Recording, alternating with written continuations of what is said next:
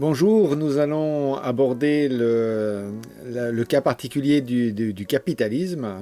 On peut commencer par se demander pourquoi est-ce que la société capitaliste a tant de succès dans le monde et pourquoi on a énormément de mal à envisager un autre mode d'organisation. Eh bien, la première réponse est de dire que le capitalisme est quelque chose de naturel, qui correspond à ce qu'on imagine un peu du darwinisme, c'est-à-dire que chacun gagne selon ses compétences et que le plus fort ou le plus astucieux, le plus malin, le plus combatif finit par l'emporter sur le faible, sur le mou, sur l'idiot même, et donc qu'il y ait quelque chose de vertueux dans cette compétition, et que ce privilège, cet avantage donné au plus fort tire la société en avant. Et donc ce sont les plus valeureux qui mènent la danse et qui attirent vers eux les autres. Ceux qui gagnent, ceux qui réussissent, définissent les valeurs. Ce sont les valeurs de la réussite. Et donc leur mode de vie finit par être imité par l'ensemble de la société. Et donc les comportements d'investissement, d'effort, font que toute la société progresse ensemble.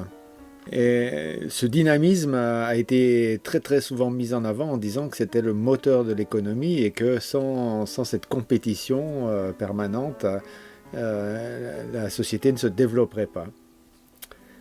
La richesse n'étant pas limitée dans le système capitaliste, le riche a tout intérêt à ne pas s'arrêter d'investir, à choisir sans cesse de nouvelles productions, et donc à avoir besoin de plus en plus de collaborateurs pour mener ces projets.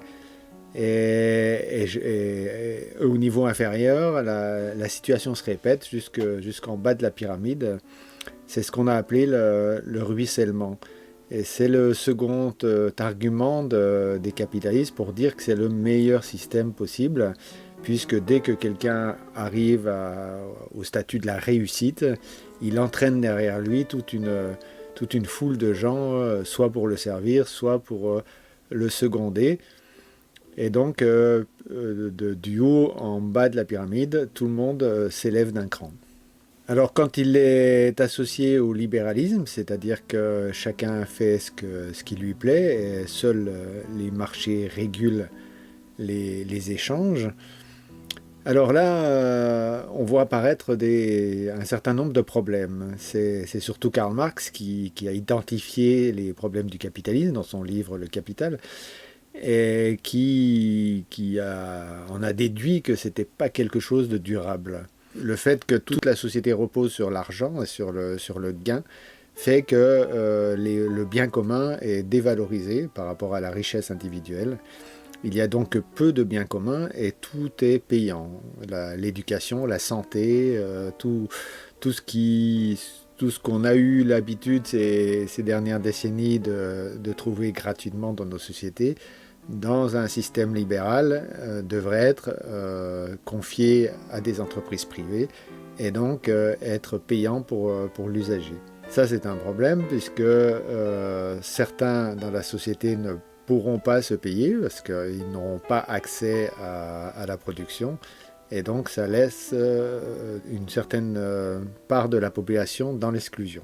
Pour celui qui n'a pas les compétences dans la société capitaliste, le risque de tomber en esclavage d'un plus riche est très élevé, ou alors d'être simplement au chômage, de ne pas avoir de travail, donc pas avoir de revenus. Et donc le système capitaliste maintient un système d'angoisse dans la population. Au niveau économique, il y a 4 problèmes qui ont été percés par les analystes. Le premier, c'est l'effet de saturation dans un système où la richesse n'est pas limitée. La production d'une ou deux personnes ou d'une ou deux entreprises suffit à saturer le marché puisque rien ne limite la grosseur. Et donc on le voit hein, dans la société actuelle, par exemple, si vous prenez l'automobile, par exemple, vous avez 2 ou 3 constructeurs qui, à eux seuls, arrivent à faire fabriquer l'ensemble des véhicules. Ça pose un problème parce que ces monopoles ou ces oligopoles finissent par gouverner le marché et donc par imposer au niveau de la consommation certains produits et en supprimer d'autres sans vraiment tenir compte de la demande. Par exemple, si on reste sur le domaine de l'automobile, eh bien, nous n'avons plus de petites voitures sur le marché, par exemple des 4L ou des 2 chevaux, ça n'existe plus. Les producteurs refusent d'en fabriquer et ils empêchent par ailleurs des petits fabricants de mettre ce genre de véhicules sur le marché, puisque c'est eux qui organisent le marché de l'automobile. Le deuxième effet, c'est l'effet de corruption. Montesquieu le disait déjà hein, en son temps, rien n'empêche celui qui est riche d'imposer ses choix à celui qui règne, parce que le gouvernant a besoin de l'argent du riche pour financer ses campagnes, pour financer ses projets, et donc il devient le vassal du riche. Et donc le riche impose sa loi davantage que les autres. Et donc il y a un problème de corruption, de démocratie. Et on le voit dans les sociétés actuelles, dans les campagnes électorales, on voit que la plupart du temps, c'est le parti qui investit le plus, donc qui a le plus de financement au départ, qui l'emporte. Le troisième gros problème, c'est le problème de l'inégalité. On sait que plus une société est inégalitaire, moins elle fonctionne. Plus le riche est riche, plus le pauvre est pauvre, et plus les inégalités se creusent. La richesse, ce n'est pas quelque chose qui se partage. Hein. Si vous gagnez plus que la moyenne de la richesse, le PIB par habitant par exemple, si vous gagnez plus, ça veut dire que quelqu'un gagne moins. Quatrième problème, le capitalisme a besoin de chocs successifs, de crises pour se relancer sans cesse, puisque l'effet de saturation arrive relativement vite. Et donc c'est ce que Schumpeter a théorisé avec sa destruction créatrice. Et donc le système capitaliste, libéral notamment, plonge cycliquement dans des crises qui demandent, qui détruit énormément de ce qui existe, de façon à relancer la production d'une nouvelle façon. Ces crises, nous les connaissons, hein, elles ont lieu tous les 10 ans en moyenne en Occident. Et ce sont à chaque fois une façon de relancer la machine. On voit que le système capitaliste a certaines vertus, celle d'initier le développement. Et nous allons voir que, effectivement, pour qu'il fonctionne mieux,